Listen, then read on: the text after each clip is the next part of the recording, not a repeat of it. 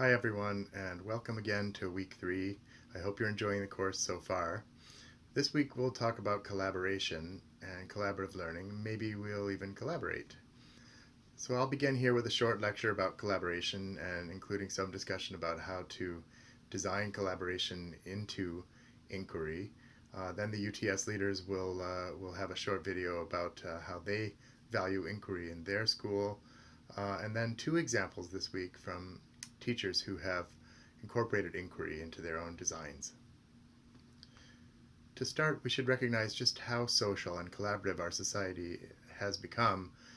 With the advent of Web 2 technologies like Facebook and YouTube, we've essentially become a community or a society of sharing resources, negotiating value, tagging, voting, sharing, forwarding.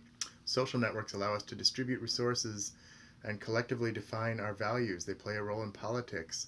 Academia and the workplace have become deeply social and deeply collaborative. Theorists and social visionaries have defined this so-called knowledge age as one in which collaboration and collaborative working, cooperation have become deeply ingrained. Even this MOOC, where almost 2,000 of us are gathered together learning, ironically, about collaboration, is an example of this kind of collaborative phenomenon and a hallmark of a 21st century society. So to start, I just want to rehearse just how much support there is for collaborative learning in various research literatures. 2 of the luminaries of educational psychology, Vygotsky and Piaget, have characterized learning as fundamentally social in nature. Vygotsky provided a theoretical description of learning as being socially mediated, depending on learning and communication.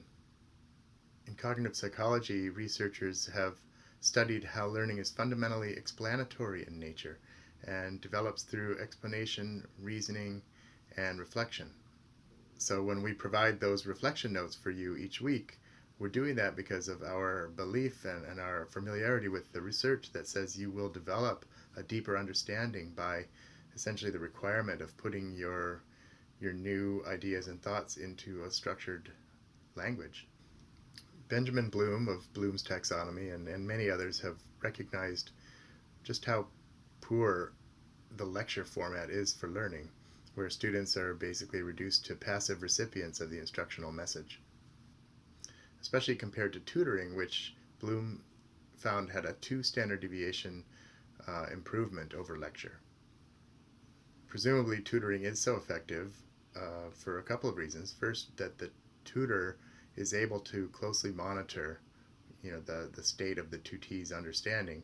And second, because the tutee is given so many opportunities to make language and produce language about their understanding, communication, and collaboration.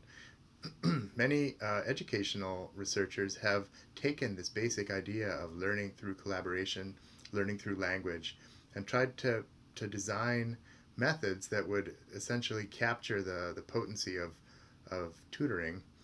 These include, shown here on the slide, kind of collaboration scripts like reciprocal teaching and peer tutoring that have been shown to be very effective. There are entire fields, again, research journals and conferences dedicated to collaborative learning and cooperative learning. Computer-supported collaborative learning is one sub-discipline. Computer-supported collaborative work is another. So there's plenty of support from the research community about the value of collaboration for learning. Recently, there have been a number of movements at the university level to improve on the lecture model of teaching and learning. For example, flipped classrooms is an effort where students are essentially sent home to watch videotaped lectures and read from textbooks and basically get the lecture content on their own, and then come back, and in class time they actually do more like homework, working in small groups with the close tutorial from the instructor.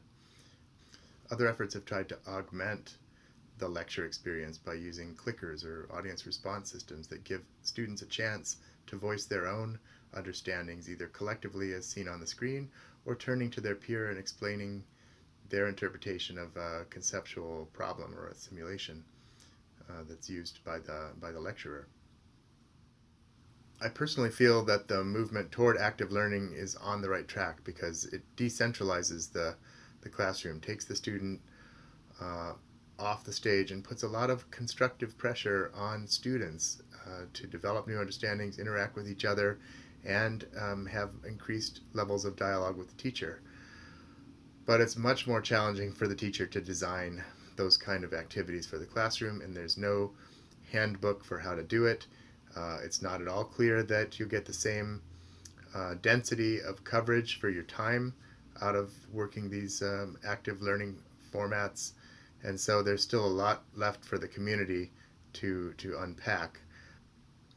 So let's start with a statement of the central challenge. We may believe that collaboration is effective. We may be committed to adding it to our courses, but how do we make it so? We want to make sure that all students stay on task and that all peer interactions are productive. We want to make sure that the efforts of one student benefit his or her group mates and that every student progresses in their learning.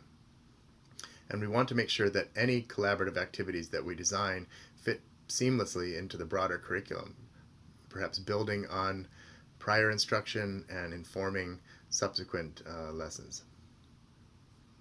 Group work is more complex. It's more complex to design and it's more complex to manage.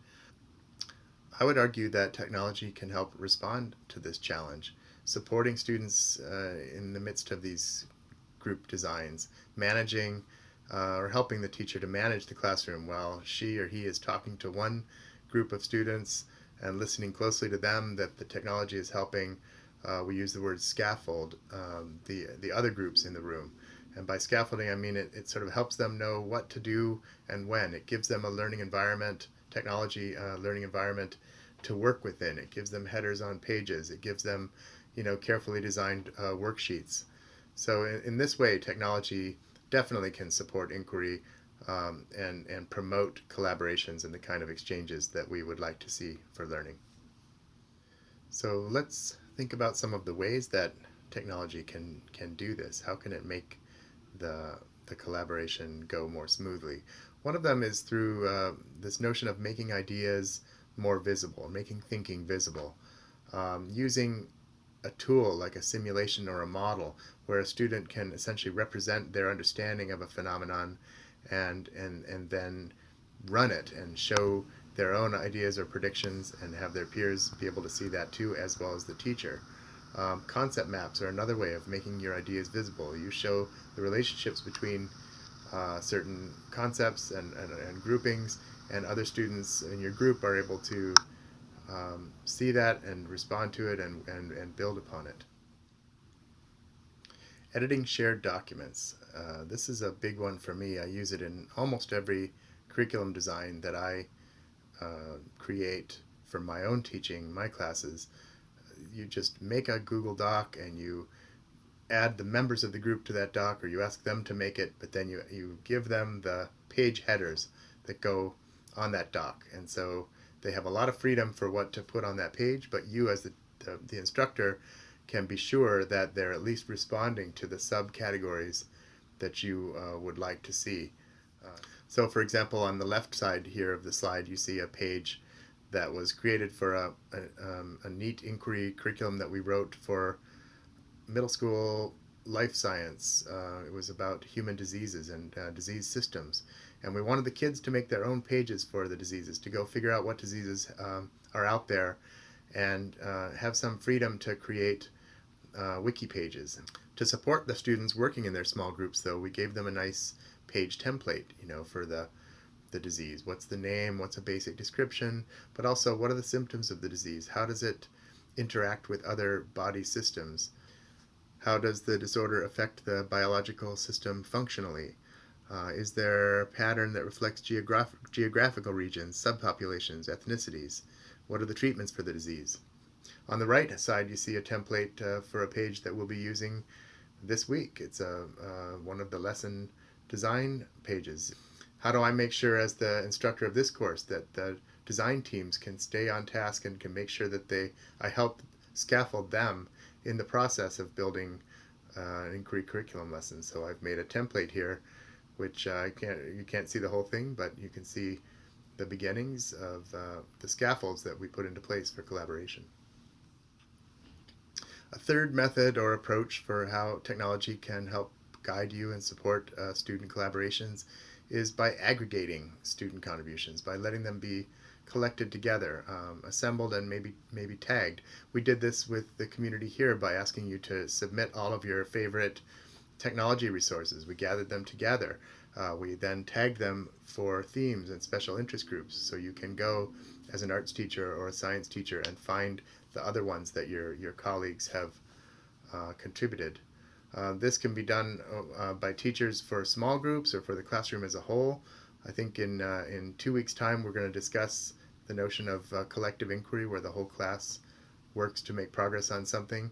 But I've seen Pinterest boards commonly used for this purpose, or Google Docs, or songs in a playlist.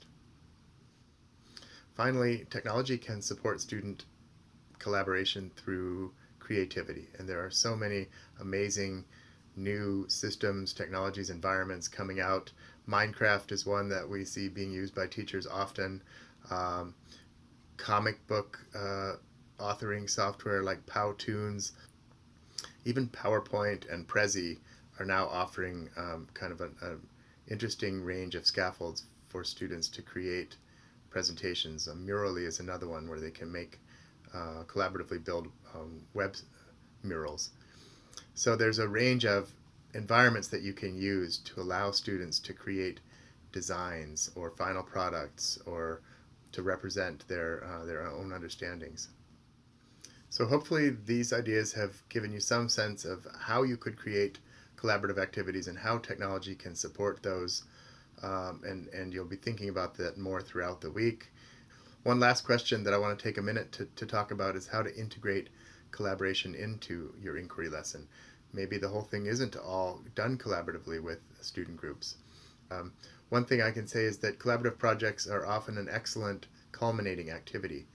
So designing a website or a Prezi or some artifact is a nice way for students to make their own understandings visible and to negotiate with their peers about where they've come. Another important idea is that collaboration can be used to actually structure and move the curriculum through different phases. So Jigsaw is a famous example of that, where I might have 3 or 4 specializations. In the case of the disease wiki page earlier, we had respiratory, circulatory, and digestive diseases, and we had each student belong to one of those 3 large groups. But then we would potentially, what they call Jigsaw, regroup them into small groups of 3, each group having 1 member from the specialization groups. The advantage there is that if you specialized in respiratory, you then got to exchange with students who had made their strength in circulatory and digestive. Finally, the idea of a large project or a major project, a collaborative one especially, can be very daunting to any instructor, where the students are responsible to maintain and to make progress on a major design or a portfolio of some kind. And I will say that it is a commitment. It's definitely a commitment in terms of assessment, because you then have to understand how to gauge different students' contributions to the group. But there are positives that come out of that. Students learn important skills of working with a team, and sometimes they have to negotiate issues that come up. They might need project management skills or techniques, so keeping to-do lists and emailing back and forth about the state of different parts of the project. So there are opportunities to using collaboration in any scope and scale, wherever you insert it into your curriculum. It's safe to say that from an educational research standpoint, the collaboration is one dynamic where we're very confident that learning happens at a high level, as long as you've created the right opportunities with the right kind of scaffolding for students to build language and to interact with their peers about their understandings. So thanks a lot, and enjoy the next 2 videos, and the reflection note I hope will help you reflect. And if you're in the design strand, good luck with your collaborations this week.